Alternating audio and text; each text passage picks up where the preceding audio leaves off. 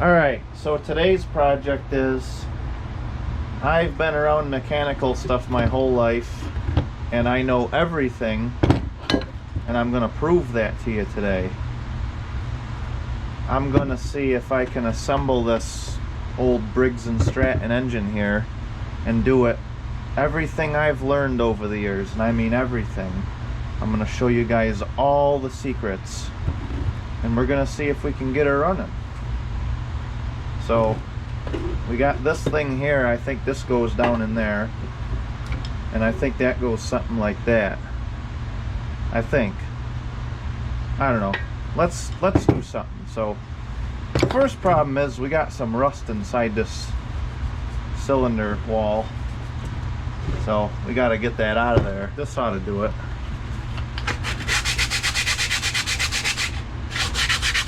For cylinder walls, I like to use 36 grit sandpaper. That seems to give you the best cross hatches, give you superior oil penetration. So you want to make sure you get a lot of nice deep cross hatches in the cylinder so the oil can work its way to the top. And I promise that I'm a lot more precise than any milling machine or any lathe could be. So, perfect. Look at that. Look at those nice cross hatches. Actually, I'm not quite happy with the cross hatches yet, so here we go. This is a milling machine bar.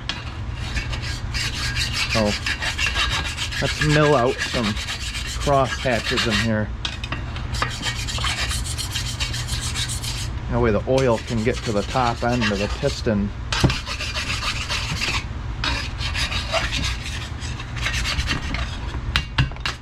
Got a little crap on there we got to get off.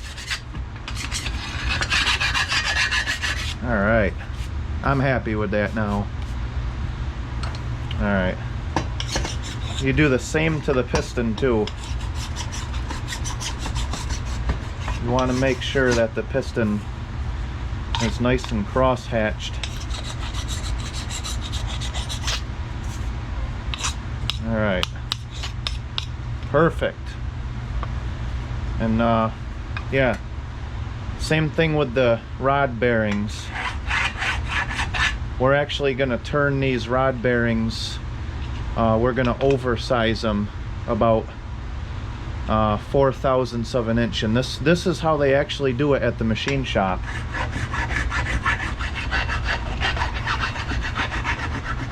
Because I'm gonna run 500 weight oil in this thing, and there has to be room for the oil to get in between here and the journal.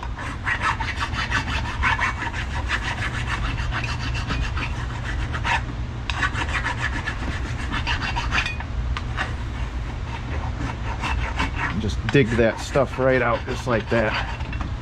Like I said, I learned this stuff by years of experience. There, that's what you want it to look like right there. Alright, so this is some stuff right here that I bought at my local parts store. This is one of the best assembly lubes that they make, actually. And yeah, what they said is, I guess you just put it on like that. It works really good for assembly lube. It's kind of like that chalk stuff. So you want to make sure you have plenty on there. And then yeah, this goes in there, something like this.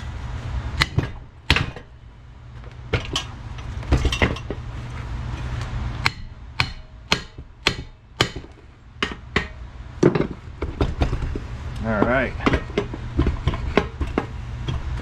nice and tight. Alrighty. Alright, let's see, what's the next step here? I think the next step is actually to put this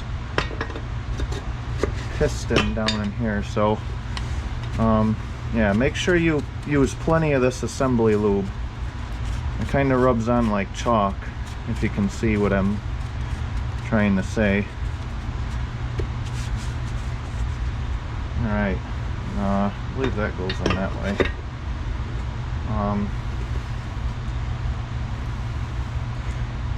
There's a tool for this, but I don't need that. I'm too good for that tool. This is actually how they're supposed to be done, the right way, the piston rings.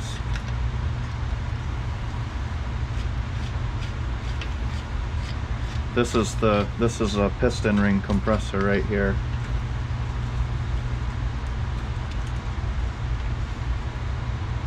Yeah, this piston ring compressor works really good. Look how good that piston ring compressor works. Alright. So one of the things that you want to do, one of the most important things you want to do while you're doing this is you want to make sure the rod is touching the rod journal. That'll get it a nice seat. So let's do this piston ring compressor one more time.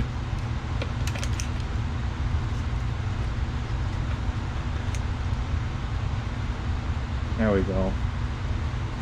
Now you want to give it a nice pop, and you want to make sure it smashes right into that rod journal so that it'll seat really good. Now let's move you guys back a little bit. That looks good right there. You can see what I'm doing. I want to make sure everybody knows what I'm doing here. Make sure I like to do things right the first time.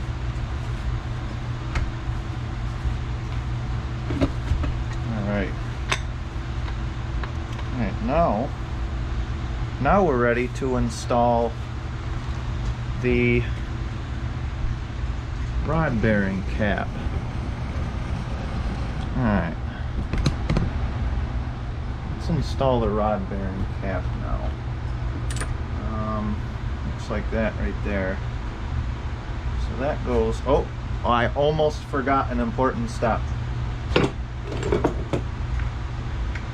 Almost forgot. We forgot to bore this. Line bore it.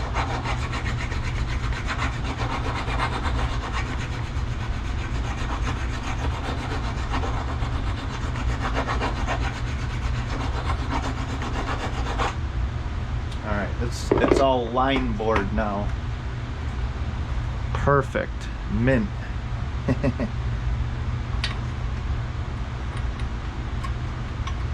Perfect. So we want to get this in here.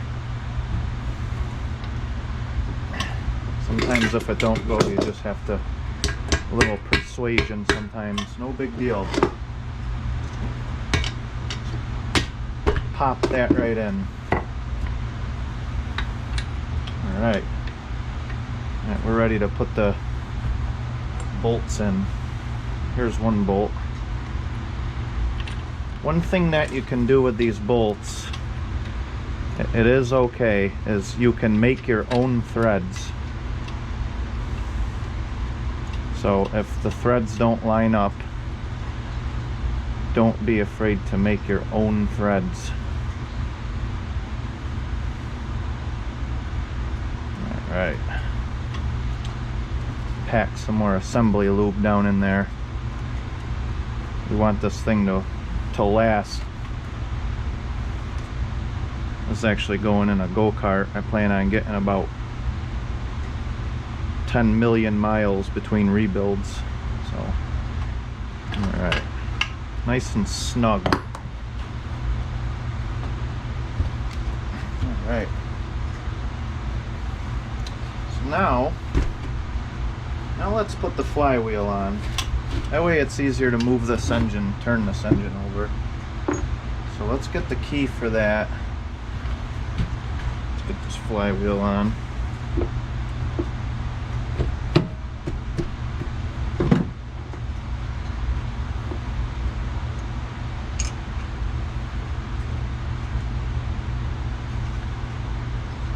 Alright, now we want to get this tightened.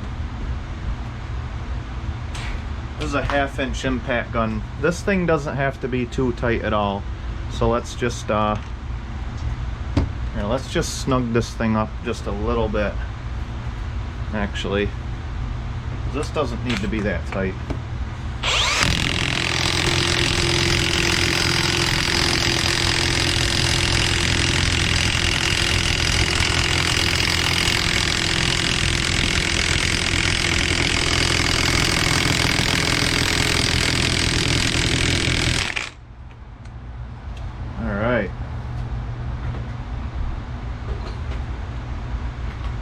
That's what we want right there.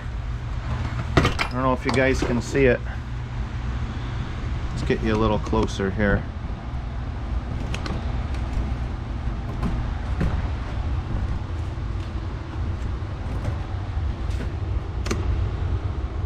See how that flywheel housing, where that tapered fit goes, how that starts to crack and open up? That means you have it tight enough. I think specs on this motor, you want that gap about 3 inches, so just keep tightening it for a couple more hours till you get it, but I think we're gonna call that good for now. Let's make sure these rod bolts are tight. We don't want them coming off. Really don't want them coming off. That'd be bad. So let's make sure those are nice and tight.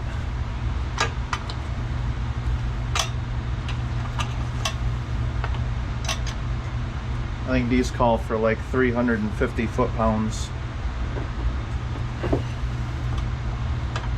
Let's make sure these are nice and snug.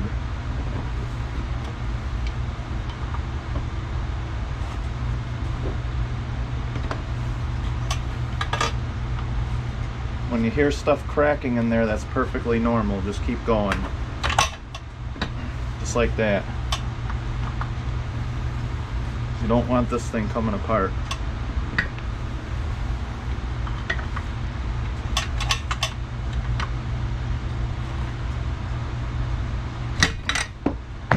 There you go. When you tighten it to the point where it loosens like that, you're good. So those are good. You tighten it until it gets looser. So we know we're nice and tight there. That ain't ever gonna come off.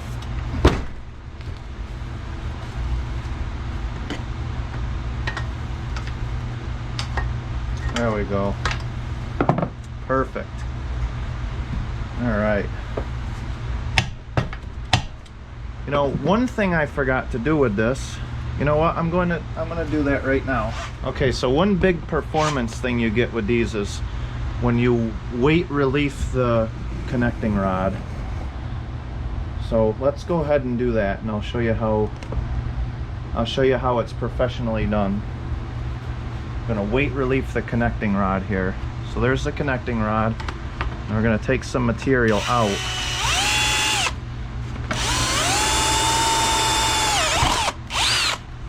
There we go.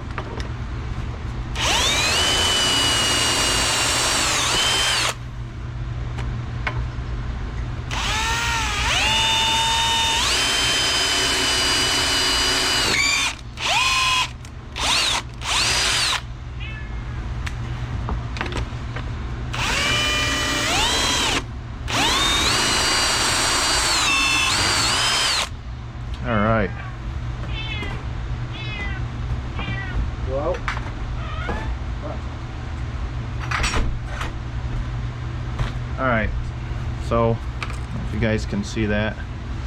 Here, let me get you in here. Alright. So that connecting rod is weight relief now. So this thing should spin like 20-30 grand easy. And we actually strengthened it too. Kinda like when you get a cracked piece of steel and you drill a hole at the end of it where the crack is. It actually makes it stronger. All these pieces right here, you could just leave those in there, because what they'll do is it'll actually act like roller bearings between all the lifter and the camshaft and all that, it'll act like bearings in there. So what we did is we just turned this engine into a roller, a ball bearing roller engine. So yeah, a lot of people pay big money to have roller engines, but I don't like to spend much money on anything. So all right, so the connecting shaft is all weight relieved. All right, so the next thing to do is get this gear on right here. This is the gear that runs the cam. Or the camshaft actually runs this gear. So the ignition happens up here, and it actually pushes the valves down and runs the camshaft, and then that runs the crank. So we're gonna put this stuff on it here. This actually makes sure the gears have absolutely no backlash. Make sure that gear is nice and snug on there. So what I like to do for camshafts is, you know, a lot of people, they go out and they spend like really big money on bigger camshafts to get the valves open more. I'm going to show you the cheap way to do that, and it usually works better than a high-end $10,000 cam. So here, let me show you guys exactly how I do that. Just watch. So it'll be a big cam. It'll have that low, like a big cam engine. So watch closely, because you'll miss it.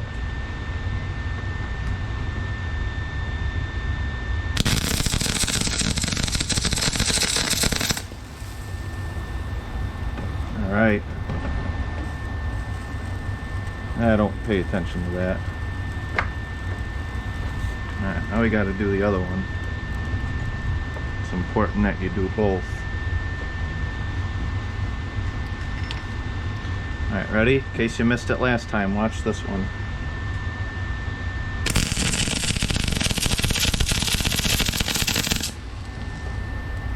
There you go. See, nobody knows about this trick.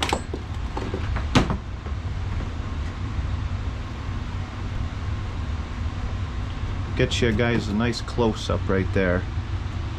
Alright, we now have a big cam engine. So now if you want to put a turblet on it, you'll really be able to get the boost packed in where it belongs. Alright.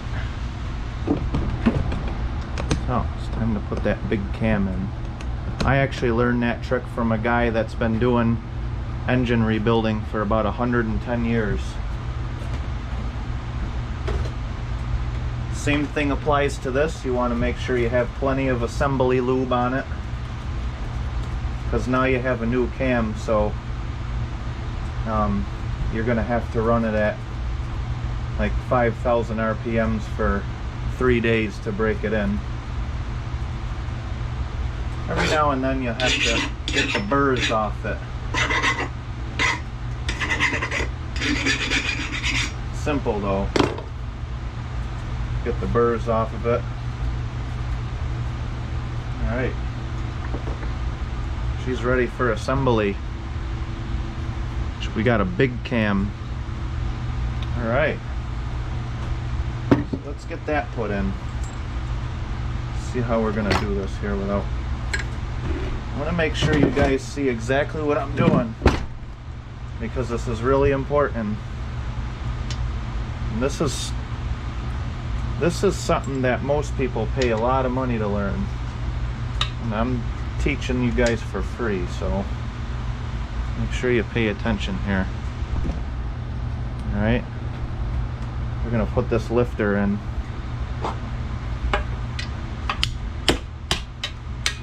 Make sure they're down there.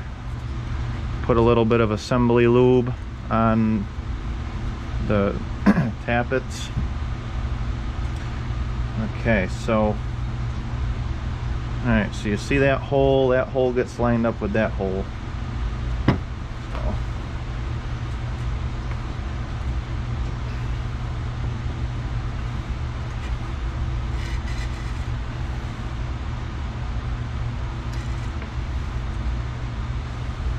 This thing spins pretty hard for a brand new, professionally built engine, I will say that. That's good though, that means everything's nice and tight. Alright, perfect.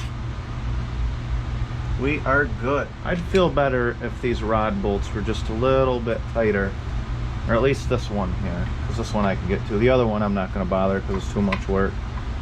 So let's get that a little tighter.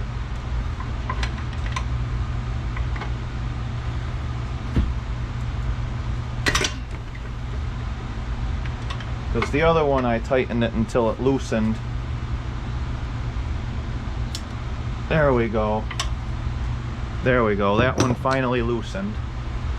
Let me get you guys a closer look on that too, so you can see what it's supposed to look like. Alright, you see how that mushroomed out right there?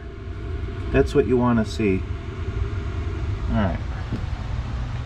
It's always good to just throw some assembly lube in there. That way everything will seat in nice. That stuff's not bad. It's $9.99 down at the Auto Parts store. So it goes a long ways. You get quite a bit of it. Actually, yeah, I got a lot of it. I got like 6 dump truck loads full for $9.99. Alright, so you want to, next step is to put this on. So that just slides over there like that.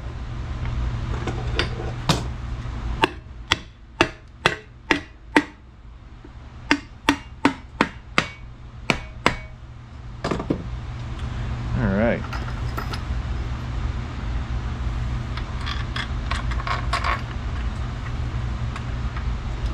Put them babies in there. I want to make sure this thing is together good. Because when I start it up for the first time and it blows apart, I didn't just say that. Now this ain't gonna blow apart. There's no worries with this. This is done right. I'm a firm believer in doing it right the first time. So that's exactly what we're doing. Doing it right the first time. Okay. Make sure you guys can still see me.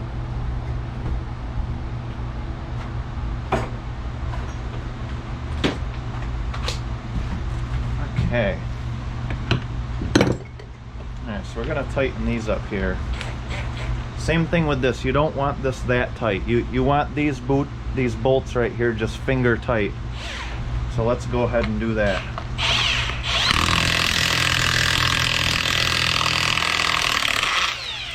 All right. That's just finger tight. My fingers are real strong. I've been playing guitar for about 25 years and my fingers are real strong, so, but it don't matter as long as they're finger tight. It doesn't matter who you are, just tighten them. So if you ain't got one of these, just do them finger tight. Perfect. Nice and tight. Or nice and finger tight. All right.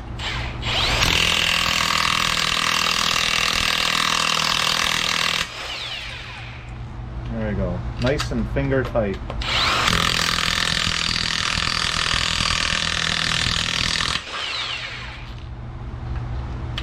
The policy in my garage is you tighten it until it's loose. I don't know how many times I said that in this video, but just remember that. You'll be good.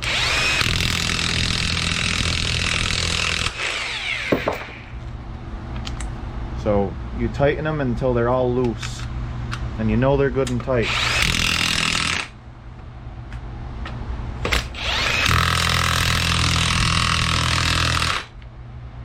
That one just started to loosen.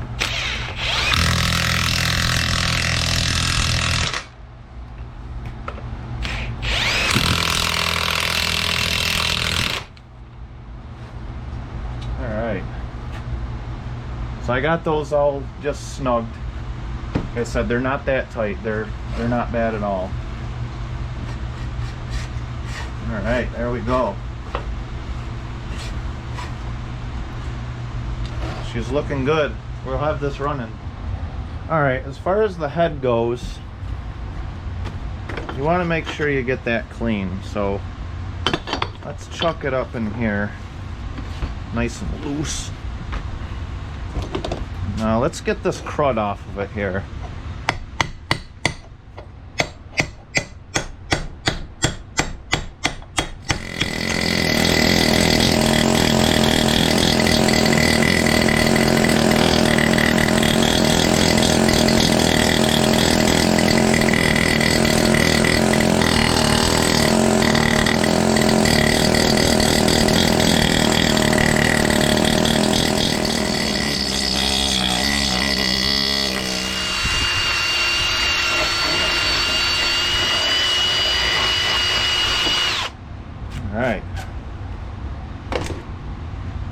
Alright, it's time to put it on the motor. Let's put a little bit of this on it. Just a little bit though, you don't need much.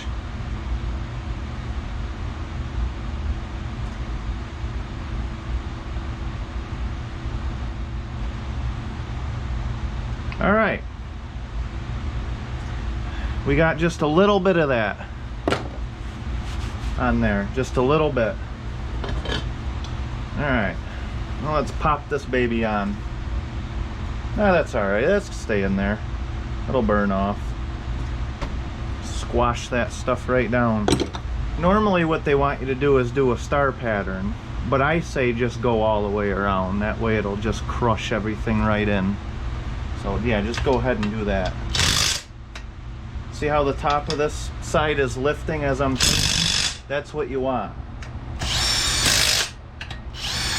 Alright, so these here, what you want to do is you want to make sure they're torqued. So we'll go ahead and set this thing as high as it'll go at 150.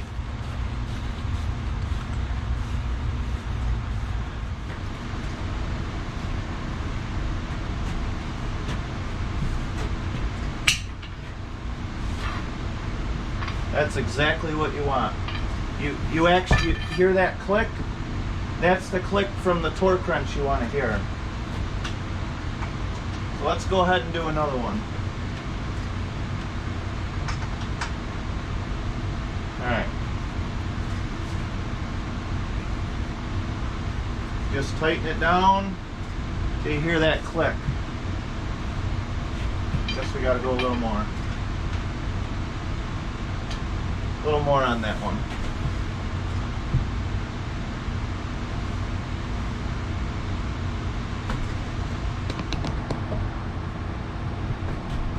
Gotta go a little more yet.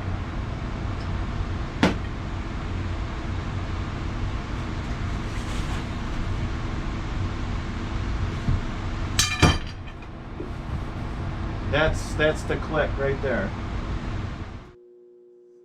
Alright, well here it is. I got her all together and it's strapped to this sawhorse, ready to start. I'm confident that it's not going to come apart because I trust my work, but just in case it does, I don't want my camera getting broke or my phone. So let's give her a try. Got the battery hooked up on the charger. Should be plenty of cranking amps. So let's give her a couple shots.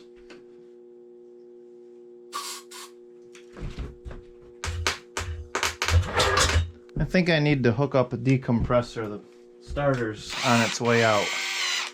If the starter goes out, we're not even gonna get a pop.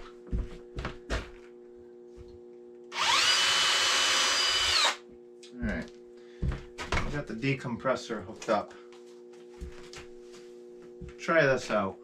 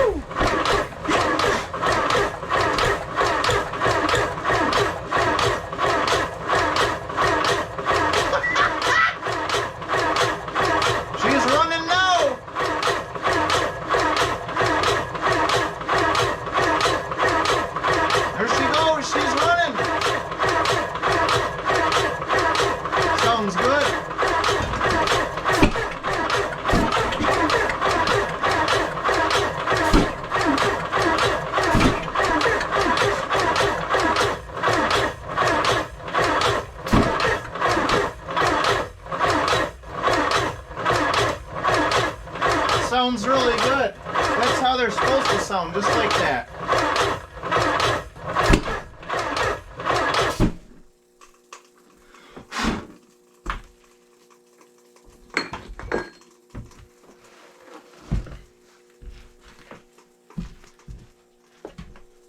All right.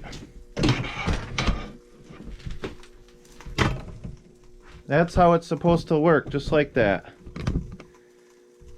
See, this is actually the starter right here that we rebuilt. This is the motor. So the starter actually powers the motor right here. So I think the starter's just about had it. Alright guys, just like anything I do, I'm going to call this another successful build. I hope everybody learns something and watches my channel, because it's packed full of knowledge. And if you watch my channel, you'll learn a whole lot. So, hope everybody enjoyed watching the really meticulous job building this engine and actually seeing it run at full RPM. That must have been, when it was finally spinning there, that must have been about 14 or maybe even 20,000 RPMs.